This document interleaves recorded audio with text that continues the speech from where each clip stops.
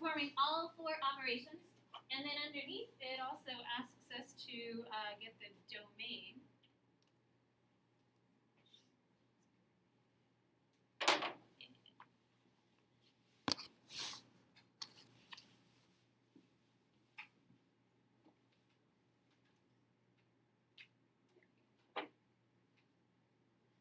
So Dimitri, for the first one, if we're adding, what do you have to be careful of when you're adding? What do you look for when you're adding powers or exponents? If they're the same. Yeah, so you're looking for common denominators. So in this case, they are common exponents, not denominators. So in this case, the exponents are the same. So Dimitri, this becomes 3x to the 3. right. So with adding, you're only really adding the coefficients.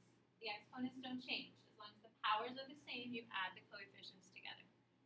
So then in B, when you're subtracting, it's the same exact property. When you're subtracting, the exponents have to be the same. So Dimitri, for letter B, you get 7x right, 7x to the 3 over 2. So like terms, adding coefficients in front or subtracting the coefficients. Multiplication and division have their own set of properties. So we're multiplying in letter C, which means we're taking 5x to the 3 halves, and we're multiplying that with negative 2x to the 3 halves. So when you're multiplying, Nina, what do you do with multiplying in exponents? You multiply the base numbers and then multiply like 3 by 3. So you're multiplying the bases. So 5 and negative 2 make negative 10. And then with the exponents, Nina, how do you combine those exponents? 3 times 3, 3 times 4. You add them. So with exponents, we add the exponents together. So multiply the bases, but you're adding the exponents. So if we add them together, they have a common denominator. So adding the top is 6. The denominator stays the same when adding. So Chris, that power becomes right, negative 10x to the 3rd. And then the last one for letter F, we're dividing. So we would take the letter D, we're dividing. 5x to the 3 halves. You're dividing that by negative 2x to the 3 halves. Josh, what's this become? Negative 5 halves. What happens to the x's? They cancel. So you can think of it two ways. If they're identical, anything that is the same when you're dividing cancels. So x to the 3 halves, x to the 3 halves, they're the same, they cancel. The other way that you can think of it is that you're subtracting the exponents when you're dividing. And if you subtract 3 halves minus 3 halves, you get 0. And anything to the 0 power is the number 1. So you can think of it two ways. Either way, they're canceling out. So if they're the same, they cancel, or when you're subtracting, you get a power of 0. So it also cancels that way. So then the last part, it says we're going to do the domain, and I want to come back to the original. So the domain of these functions are based off of your original 2 equations.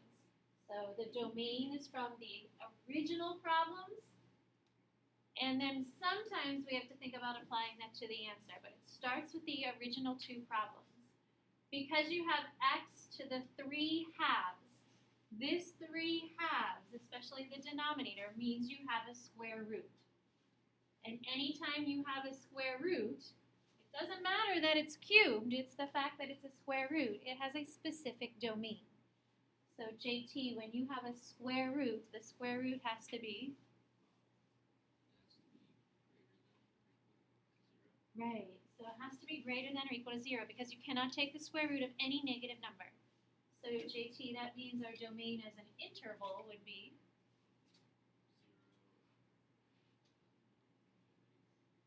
right. So it's going to be 0 to infinity.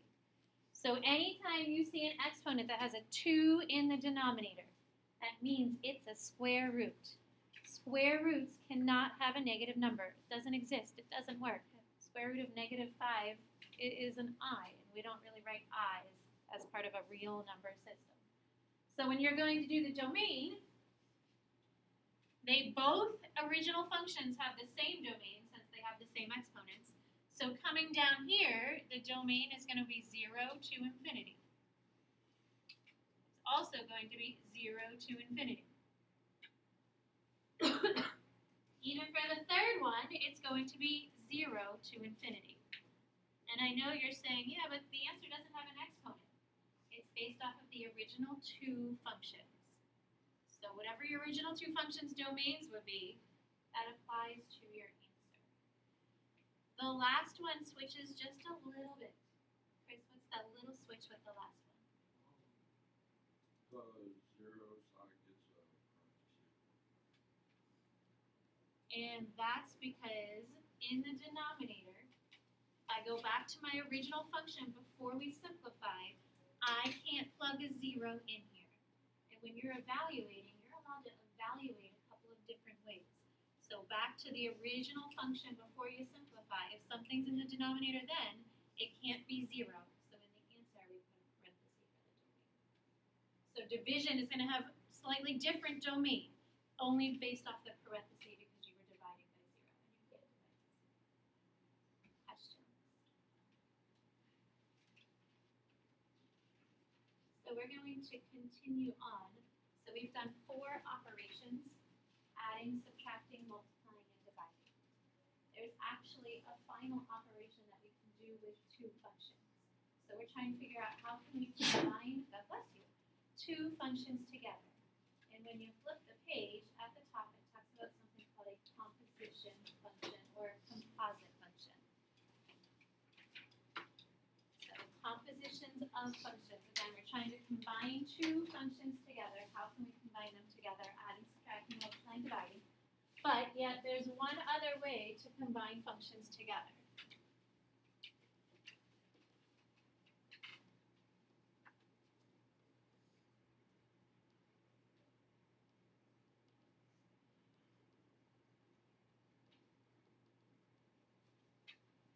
And this actually uses substitution, kind of substituting a function into another function.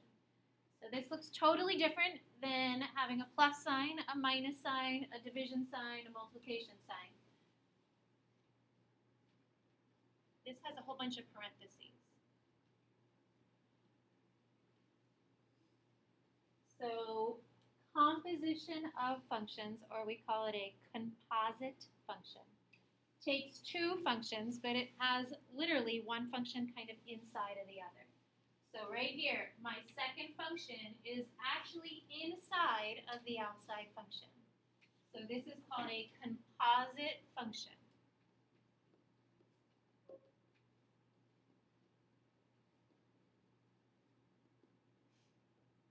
Or you'll see it described as a composition of functions. We read this as f, that's supposed to be of g of x. So that's how I say that notation. So when we just have f with parentheses around the x, we say f of x. So the little parentheses is kind of like the word of in math. So now I have a whole bunch of parentheses. So I would start with the f of, that's my parenthesis g, and then of x. So composite function really is like taking one function and trying to plug it in to your other function. The domain, because we're going to talk about domain, is the inside function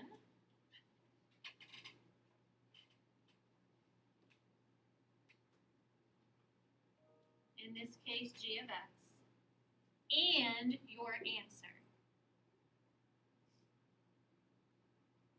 So the domain is the overlap, looking at the 2 of them, of the inside function, because that's the function you're plugging in, and then whatever answer you have. So again, we've done adding, subtracting, multiplying, dividing. This is the fifth one. There's only 5 ways to combine functions. So this last one is just slightly different. So in example 3, you still have 2 functions, starting off with a linear function, there we go, and a quadratic function. So I don't have those crazy exponents to work with. Over here is the notation. So notice the G is outside, kind of opposite of the way I wrote it above. So those letters can flip-flop. The outside function can be F or it can be G. So this question says, what is the value, value means find a number, value means usually a number, of G of F of 3. So we're trying to find a number for this crazy notation. So if you think back to PEMDAS, P represents parentheses. And what does that mean when you have PEMDAS? What does parentheses mean? You solve inside of it first. So that's what we're going to do. We're going to solve inside of it first. That's what parentheses mean. So we're going to go into the middle of this where the parentheses are. And we're going to solve inside of it first. So I'm going to take that little piece and separate it. So inside says F of 3. And last Thursday, we did some evaluating of functions. What do you do to solve F of 3, Josh? How would you solve F of 3? You put 3 into the x. Yeah, so we're going to the F function. You're plugging a 3 for x. So 2 times 3 minus 7, Josh, makes negative 1. So we solved in the parentheses first. That's what PEMDAS means. Do the inside first. Do the parentheses, whatever in the middle. This little negative 1 now is going to substitute, replace what was in the middle. Because now I found an answer for the middle. So I'm going to take that little negative 1 and replace it in the F of 3. So now I have G of negative 1. So it's a little substitution. You're taking the middle equation and you're substituting that in for the other one. So I found the answer in the middle, I replaced that answer in the middle, and now I need to do it a second time because we have 2 functions. So you're really using 2 functions here. So into the G function, it says x squared, so we're taking negative 1 squared, and then plus 4. So Josh, negative 1 squared plus 4 is 5.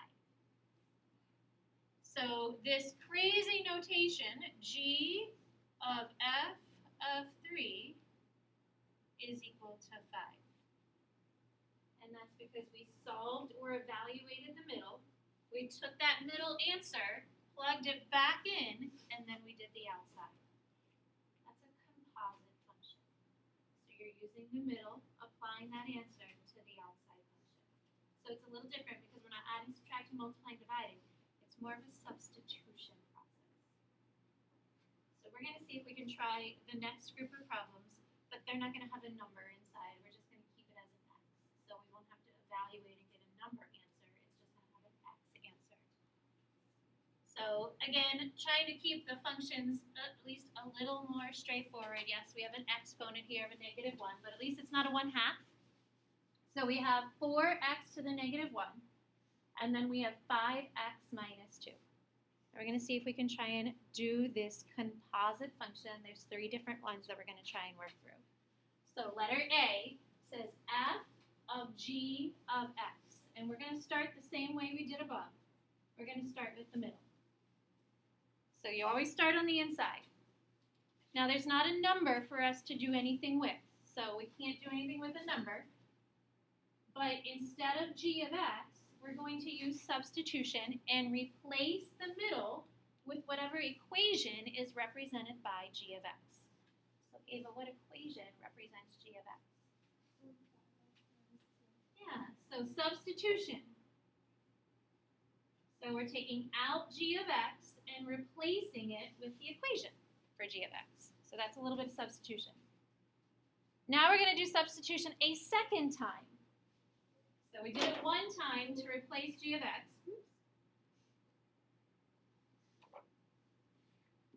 Now we're going to do it a second time, and we're going to replace into the f function. So whatever's in parentheses represents what variable? Jack? X. So all of this represents x. So we're going to go to the function f, and wherever there's an x, we're going to replace it with all of this stuff. So this represents x. Well, here's my x. So we have a 4. And then instead of x, we're going to replace it with 5x minus 2.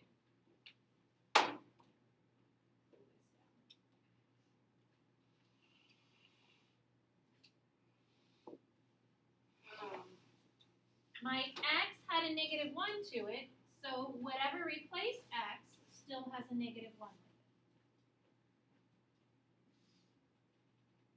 So I still have 4x to the negative 1. 4, all of this is x, and then to the negative 1. Is there anything else you can do to simplify that, Jack? And why can you do that?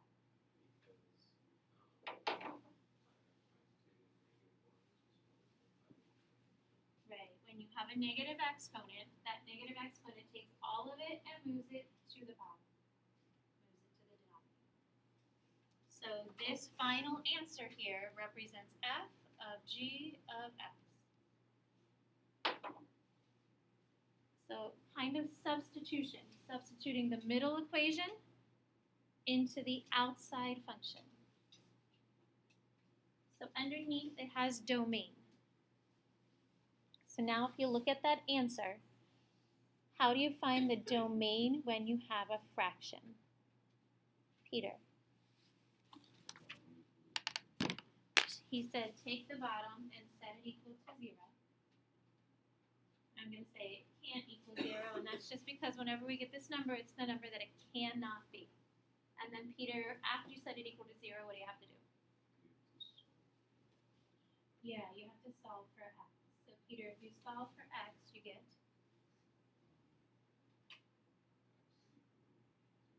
right. So take the 2 to the other side, divide by the 5, x cannot equal 2/5.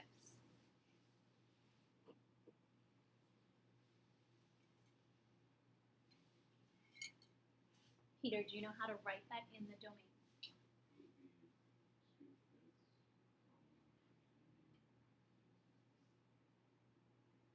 That's part of it. What's the other part? Exactly. So we would have negative infinity and then to 2/5. So anytime there's a fraction, and it can't be that number, the way we show that is by using the 2 parentheses. So you have the negative side of the number, and then you have the positive side of the number. Every number has a negative and a positive side to it. And it goes in towards the middle of that number. Questions? Totally different than anything you've done. You've never done a composite function before. But you've done substitution. So it's kind of using some things that we've done before. So if you look at letter B, it flips it and makes you do the opposite. So now we're going to try and do the middle, which is f of x, where the other middle was g of x. So same process, but we just have a different function in the middle. So start off by taking the inside function and replacing it. So whatever's inside gets replaced. So this now says g. The function f is 4x negative 1.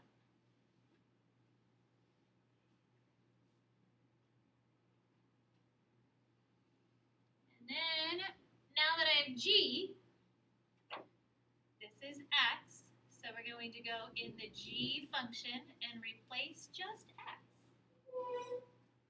So we have a 5, still have a 5. This is now x, so parentheses 4x negative 1. And then there's a minus 2. So this still is x. We just changed the way x was written. We replaced it with an expression. Now you have to remember those properties of exponents to simplify. So Chris, we have 5 times 4x to the negative 1. That means you have 20x to the negative 1 minus 2. yeah. So you can multiply those two bases together. 5 times 4 is 20. And then That'd be negative 2 over 20x. you are so close. I'm going to keep the negative 2 separate. This 20x to the negative 1. How does that part simplify? You were close, Chris. Would it be The x just moves down. The only part that's negative or that has the negative exponent is the x. Those numbers, letter and number, aren't necessarily grouped together or attached because they don't have parentheses around them. So the 20 is separate from the x. So they split. This part goes down, the 20 stays up on top. So we're going to have 20 and then divided by x. So the part that has the negative exponent moves to the denominator. The other part stays on the top of the fraction. So they split, separate. They're not glued together unless they have parentheses gluing them together. So now we have to do the domain. It's a fraction. Peter just said that the fraction cannot equal 0. So wherever the fraction part is, that cannot equal 0. So how would that domain look then? Jack, what would that domain be? Good.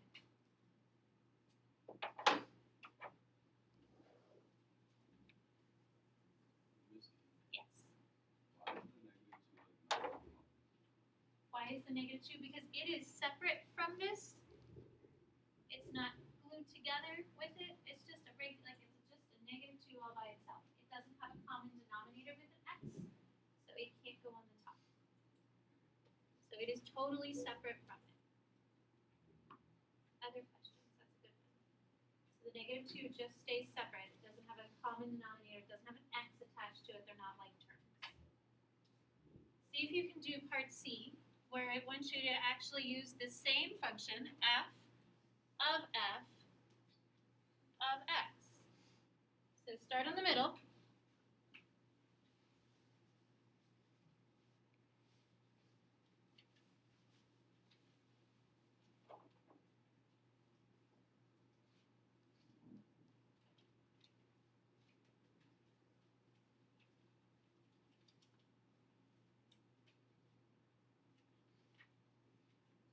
And then you're taking that middle and you're replacing it into the function f.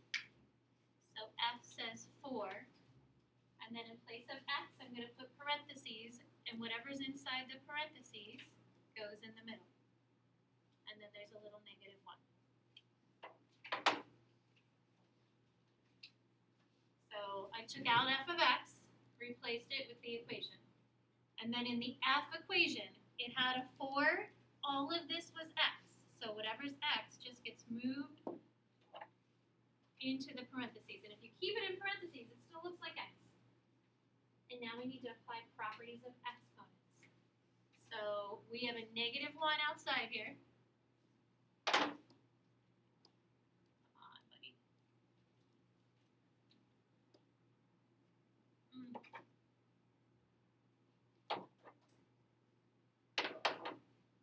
Jack, what would you do first?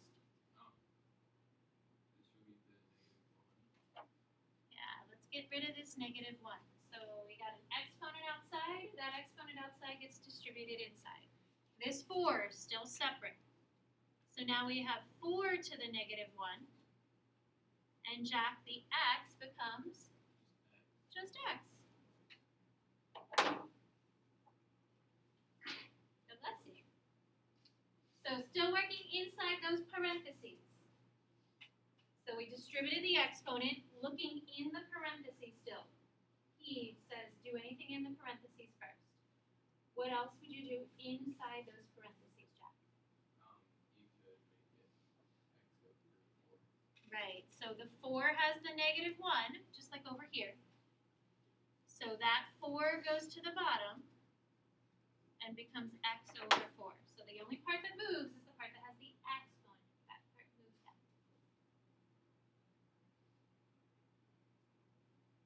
Now I have a 4 outside. We've done the stuff inside. There's still one final thing to do to simplify this. Jack? Distribute the 4 inside, and then that cancels out the 4 is. So the outside was just a 4 by itself, but that 4 by itself can be made into a fraction because right next to it, you're multiplying it by a fraction. So he said, distribute the 4 inside.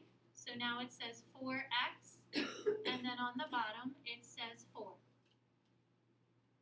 And then the last thing, the 4 divided by 4 cancels, and we end up just getting x. That's a really hard problem. Lots of simplifying. Question? If it's 4x, why wouldn't it be 16? Why wouldn't it be 16 on the bottom? Because the fraction 4 is over 1. So you're taking 4 times x, 1 times 4. Good question. Other questions? The last thing is, what is the domain? Peter.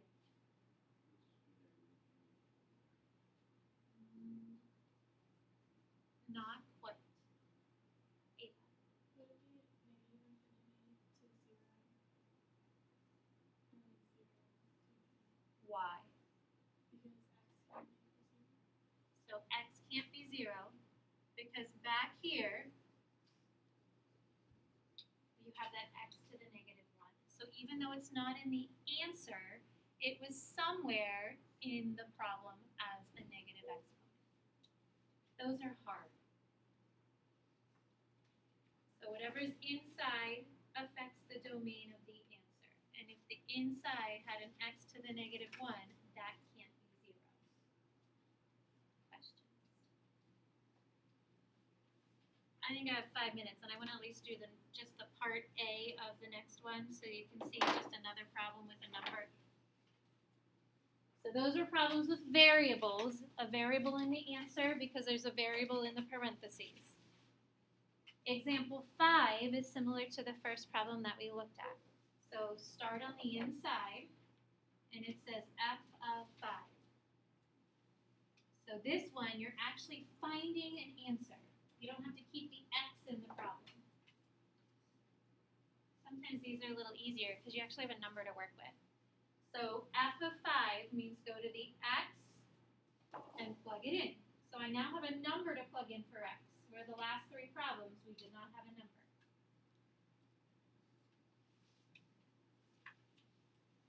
And then 15 minus 8 is 7. You're taking this 7, going back and replacing f of 5 with that value. So now this says g of 7.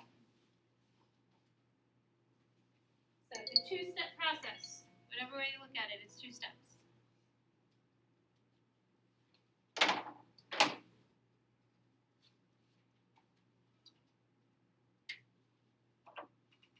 So now we have g of 7. We're going to the g function,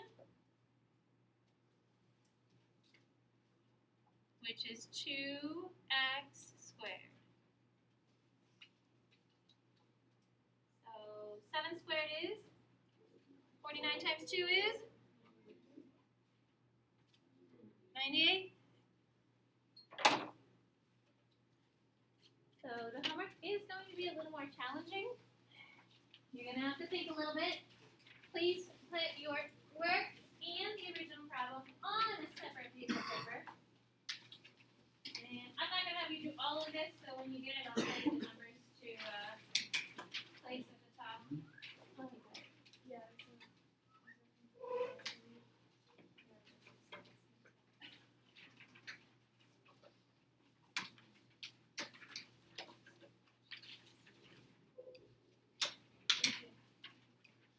So at the top, why don't we do 1 through 11 odd?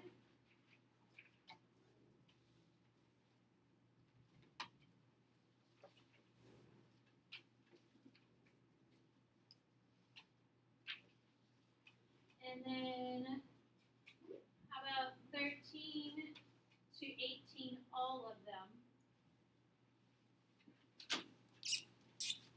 So 1 to 11 odd, 13 to 18. And then at the bottom, I'd like you to do 25 to 29. See if you can try that little word problem at the bottom.